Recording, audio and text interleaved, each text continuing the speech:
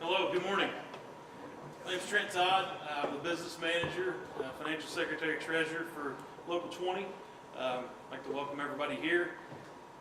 Over the last couple of years, Local 20, along with many other unions across the state, have seen a huge increase in demand, thanks to large part of the policies fought for by many of the elected leaders here with us today. All across Indiana, New Carlisle to Kokomo to Terre Haute, there seems to be something new coming out weekly, it seems like. And although it's a lot more work for us, it's work that we're prepared to do. Each and every union out there. We're seeing the multi-billion-dollar facilities being spurred by thousands and creating thousands of good-paying construction jobs, and then also the jobs after the construction. So we are all taxed with providing the manpower for these projects. It seems again, like I said, it seems to be something new all the time, which is great news for us. So we to meet the needs of this moment, our local, along with many others, we've been ramping up our registered apprenticeship programs, and we're doing a little bit showing that off today. And we appreciate being able to do that once in a while. And but our numbers, along with many of the other crafts here in the room, the Indiana State Building Trades, have increased tremendously. And we want to thank the leaders in the room for their part in that. We are obviously the Indiana Union construction industry. All of us are, it's jointly administered programs. We can collectively invest over $54 million at no cost to taxpayers. That's to train the most highly skilled and efficient construction workforce in the state. So on behalf of all of organized labor in Indiana, I want to thank you all for all you have done at the legislative level to spur this development and to assure that we're prepared to meet this moment. With that said, I'd like to now introduce our next speaker, which is no stranger to Local 20 and no stranger to most of you in this room, our Congressman, Carson. Thank you, and good morning to everyone. It's so great to be here with our friends from Organized Labor.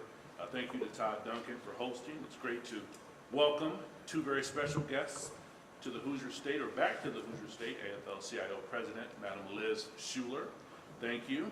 And fellow Hoosier, former mayor, and now we're proud to call him Mr. Secretary Pete Buttigieg. Hoosiers in the house. That's what I'm talking about. We love it. There are certain things that just can't be replaced by AI or computers, especially the work by Smart Local 20. The men and women of organized labor built this country, and they will continue building our country into a new era that is more equitable, more prosperous, and that works for all Americans. As a member of the Bipartisan Congressional Steel Caucus and the Transportation and Infrastructure Committee, I'm proud to advocate for this industry in D.C. and here at home. I'm proud to work for you, hard-working, dedicated, middle-class, special Hoosiers. Because of the bipartisan infrastructure law, we're bringing funding for America's infrastructure here to the Hoosier State like never before.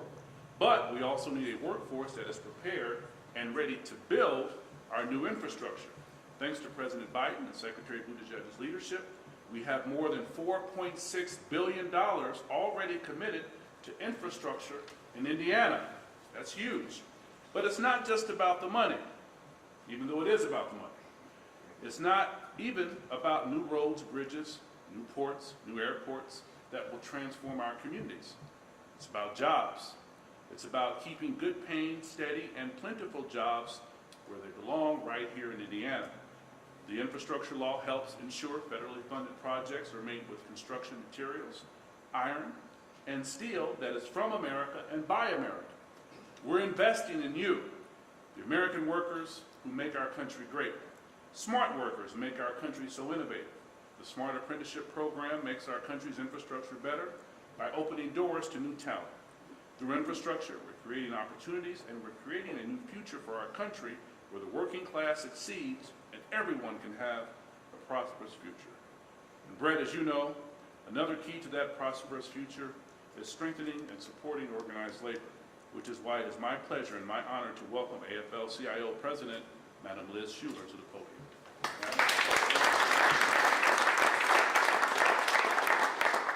Thank you so much. It's great to be here this morning. I'm back in Indiana. I was just here a few weeks ago. I want to thank Brett Voorhees here, of course, Sean Christ.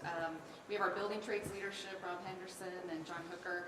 And thank you so much, Trent, because we just got a chance to tour the facility. I am so impressed. Every time I go into a training center, it takes my breath away. And I just want to thank Smart Local 20 for hosting us here today. Thank you, Representative Carson, for everything you do for working people day in and day out. And of course, Secretary Buttigieg for making good union jobs with all this investment coming down the pike to rebuild this country. It's amazing. Happy Labor Week, everyone. It's not just Labor Day anymore, by the way. It's Labor Week. We're owning it. We want to take the whole week, and we're going to keep going from there. So I just wanted to talk briefly about what we saw on this tour today, but I also want to put it into the broader context of what's happening all over this country.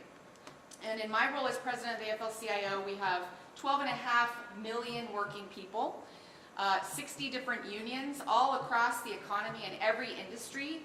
And I talk to a lot of union members, of course, every day, but I also talk to a lot of workers who aren't in a union yet, I say, but young workers especially. And over again, I'm hearing the same things. I'm hearing, I need to make more money.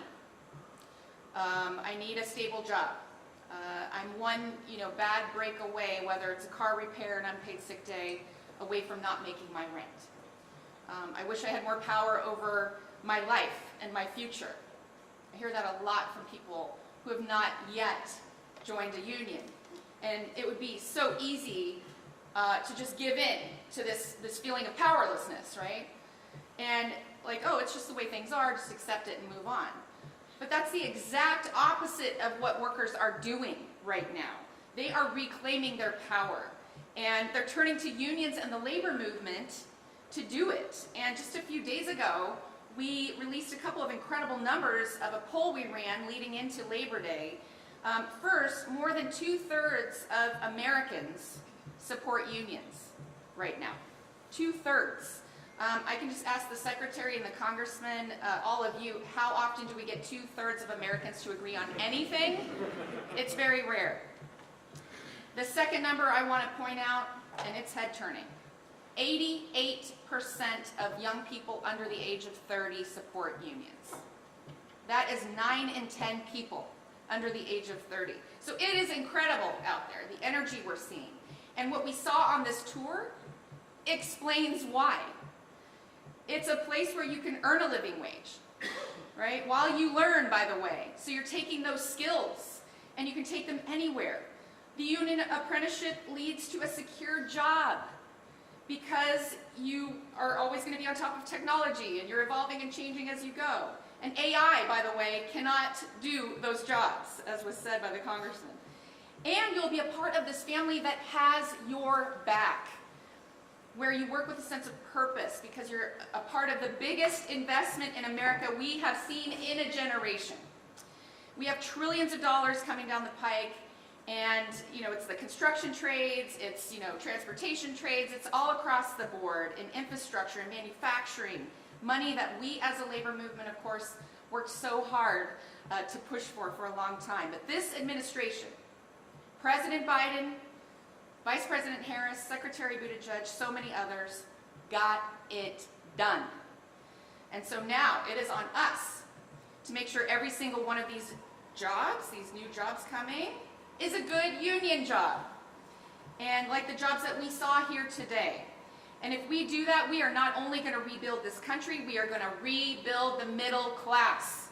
And we're going to improve the lives of workers and families all over this country. So I'll say thank you so much, especially to Secretary Buttigieg for taking time to be here. We are so honored to have you be out on the front lines of rebuilding this country. Thank you.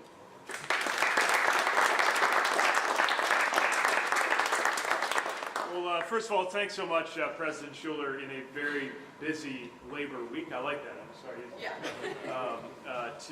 To be with us here in Indiana today for this really great opportunity. I just want to echo one thing that I thought she said especially eloquently, which is that while this is a moment where organized labor and unions rightly are enjoying more of an ear and more of a seat at the table in Washington with the president who is proud of being the most pro-union president in modern history and makes sure that our entire administration does the same.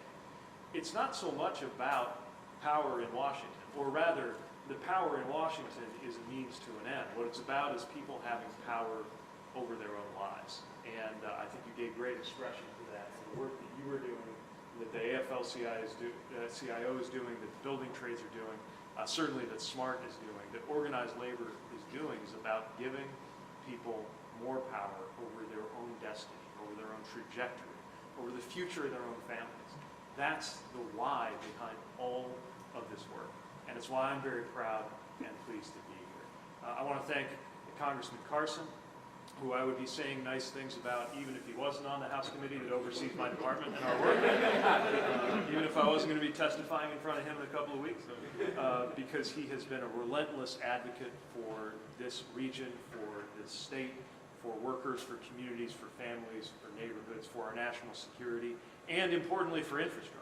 You know, we talk about this infrastructure package now like it's a done deal, and it does feel like kind of a no-brainer, but you know, when the president was fighting to get this done, when we were all fighting to get this done with organized labor at our sides, it was not a done deal.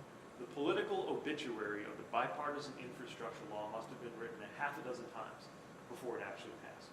But because we had strong support from members of Congress like Andre Carson, we saw that through, and now we're in the position where instead of worrying about where are people going to find work, which is what we were worried about when Brett Voorhees and I were running around this state in 2008. Now the question is, where are we going to find workers? And that's a much better problem to have, and one that you were at the absolute heart of helping to solve. So I want to thank the Congressman for helping put us on this trajectory. And I want to thank you, Trent, for that terrific tour, and everybody with Local 20. Local 20 and I go way back, all the way back to even before I asked Brad Chamness to be on my transition team when we were figuring out where we were going to take my first administration as mayor back in South Bend. So this feels like an old home week reunion in a lot of ways. It feels so good to be here, especially because we're coming with that momentum. We're coming with those results, and a lot has changed since I was cutting my teeth here some 15 years ago. Of course, we've got a lot of work to do, literally, right? We got 37,000 infrastructure projects and counting, just funded through the infrastructure law, and we're not even halfway through. Plus, Indiana's share alone of the private sector manufacturing-related investments that have come during this stage of, yes, Bidenomics and this Biden-Harris administration's economy. $15 billion has come to Indiana alone. I drove past that huge work site coming down the road from South Bend this morning. There's cranes in the air everywhere. It is exciting. And it's a challenge. The proportions of what we're trying to do right now, what we are doing right now, what we're stimulating the private sector to do, and what we are funding in the public sector will test the productive capacity of this country, from the raw materials themselves to, most of all, the skills and the readiness of the workforce that are going to shape those materials into the factories and the roads and the bridges and the airports that we're going to be counting on for the rest of our lives. And we're proud to be helping make all of that happen. We've awarded funding to help modernize pieces of infrastructure at the Indianapolis airport, and it is union workers who trained at this facility helping to deliver and get that done. Union workers from this facility have been working on that new EV battery plant in Kokomo. And in the last 2 years, there has been more apprenticeships, more apprentices in Indiana's union construction industry than any years that we had data for, any time in recent memory, which has meant more trainings and more readiness in this workforce. And we got a chance to look over the shoulders of some apprentices doing some really sophisticated stuff that I couldn't quite understand, that I know is going to translate into that excellent work. But I want to emphasize it's not just the money. We're proud of getting that money out the door, and we're excited about what that funding is unlocking, and it's why the President and the Congressman and the unions and so many of us fought so hard for it. But it's also what policies come around those dollars, because that's something we're changing too. And those policies are being updated in this administration to make a difference. For example, we got stronger Buy America rules, based on the simple proposition that if your project is benefiting from U.S. taxpayer dollars, then it better be made with U.S. materials like steel and iron and other construction materials.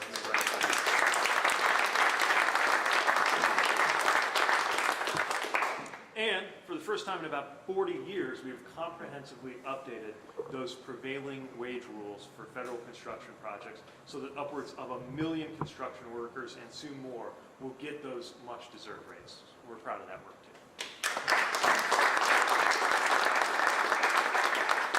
And if you think about it, everybody here knows that one good career, one good union career can change the trajectory of a family. It means home ownership becomes possible. It means new educational opportunities become possible for the next generation. So if that's true of one job, then we know 1 million good jobs and more can change the trajectory of entire generations. And that's what we're in the middle of right now. Now, I would be remiss if I did not mention that while the ink on these laws and rules and the infrastructure package itself hasn't been dry for that long, and the shovels are just getting in the ground and the money is just moving, we are seeing some Republican members of Congress pushing to roll back parts of the infrastructure bill, pushing to claw back some of the funding that we have been counting on in order to do these projects. Even though this was a bipartisan bill, which originally was built under the president's leadership with many Republicans crossing over to work with Democrats and get this done. And so it is so important to us that there continue to be support for seeing these projects through, for seeing this funding through, for seeing these policies through, so that they meet their actual potential around the country. Last point I just want to make is the importance of unions, not just economically in this country, not just, as the president often says, building the middle class, along with building America, building livelihoods, as well as building factories and airport terminals and bridges, but also the social fabric that is being built or rebuilt in the community life that revolves around those work sites and these training facilities and the union halls of this country. I meet so many workers who find meaning, find relationships, sometimes even find spouses, find friends, at a moment when we have precious few institutions in this country that don't care where you come from, what you look like, who you love, what your politics are, that respect you if you respect your trade. The people here who build those bonds, honing and practicing their craft, are building something that's bigger than all of us. They're rebuilding the fabric of a country that is too often seeing its social fabric torn apart. So for that reason and many more, I'm so proud to be with you. I'm so thankful for the work that you do. I can't think of a better way to launch that Labor Week/weekend, and I can't wait to see the fruits of some of the excellent work and skills being built here right now. Thanks again for having us over.